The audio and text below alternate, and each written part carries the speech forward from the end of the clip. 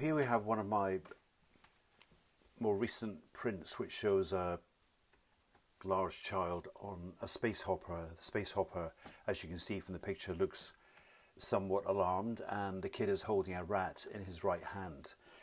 So the story behind this picture is that in this town, this colourful town, there is a very angry child called Riku, but it doesn't really matter what he's called, but he's this very angry child who gets upset at the least thing.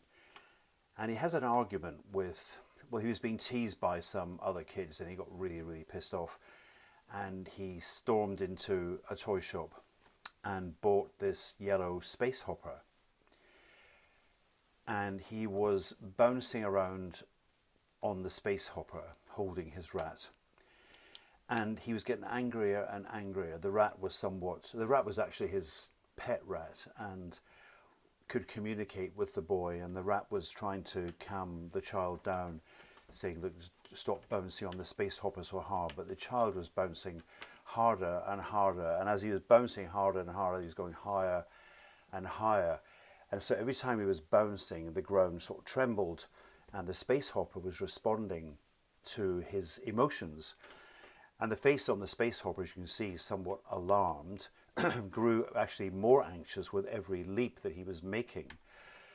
So the rat was trying to get his attention and was trying to say to him, look, stop doing this because, you know, something bad may happen. But the child was too angry and too lost in his own emotions. So he was bouncing faster and faster and higher and higher. And then the colours, as you can see, all distorted into this kind of surreal background, a sort of chaotic pattern. And the space hopper, as they were bouncing higher and higher, was getting even more anxious, as was the rat. And the space hopper spoke to the boy in a sort of trembling voice, saying, look, you've got to calm down, or we may never come back down to earth again.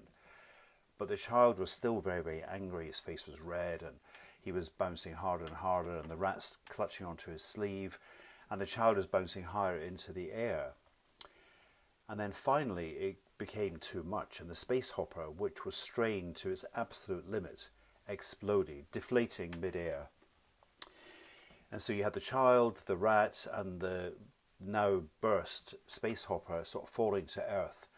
But it wasn't as disastrous as you might think, because they landed softly on the grass, which was quite remarkable. So the child sits up on this deflated hopper, which has now exploded, clutching his rat to his chest, and his heart was racing.